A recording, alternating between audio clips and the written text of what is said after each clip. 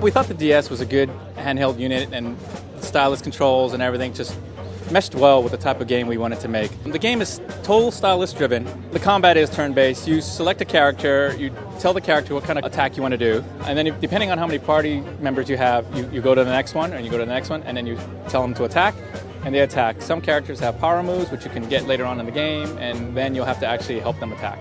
As you level up your characters, you gain power moves, and these power moves are sometimes combos with other characters in your party, or sometimes they're individual power moves.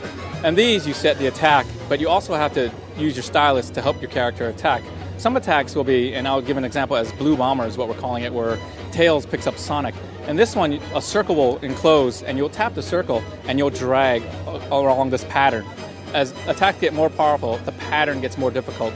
And so a player will have to actually learn how to tap and drag or tap, and you'll get a thumbs up or a thumbs down if you do it correctly. When you first start the game, you'll start in typical Sonic environments. You'll start in Green Hill Zone, you'll see Central City, but as you go, the story starts to change and twist, and you'll actually end up in a lot darker environments. We have a lot of cutscenes that'll guide you through the story, and we also have cutscenes when you go from area to area. So we have cutscenes to take you from area to area, and we also have cutscenes to move the story along. There are 11 characters in the game. You start your party with just Sonic, and as you go through the game, you'll actually encounter more of Sonic's friends. And each of his friends have different abilities. Depending on your mission, you can equip your party up to 4 characters, and you can equip them with certain characters with their abilities that are needed for that particular mission.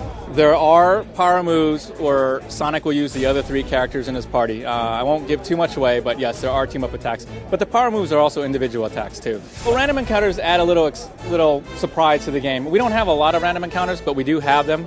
Mainly you will see enemies roaming around the screen. The random encounters actually will push the story along as well. As you go throughout the game, you'll be able to collect chows, and chows are like power-ups in this game. You'll be able to collect chows. Some are rare, some are common, and chows will give you power-ups, so you can trade with friends. If they have a particular chow you need for a certain level and you haven't found that chow yet, you can actually trade with your friend.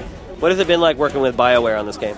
Oh, it's been great working with BioWare. They really know their stuff. I mean, you can't pick a better developer to work with an RPG with. Definitely BioWare has a lot of creative freedom, but again, we're dealing with a Sega license, so we had to stay within a certain rule for Sonic. It's a Sonic game that you've never seen before. Buy it, a lot of surprises, a lot of fun. And when is the game going to be released? Fall 2007.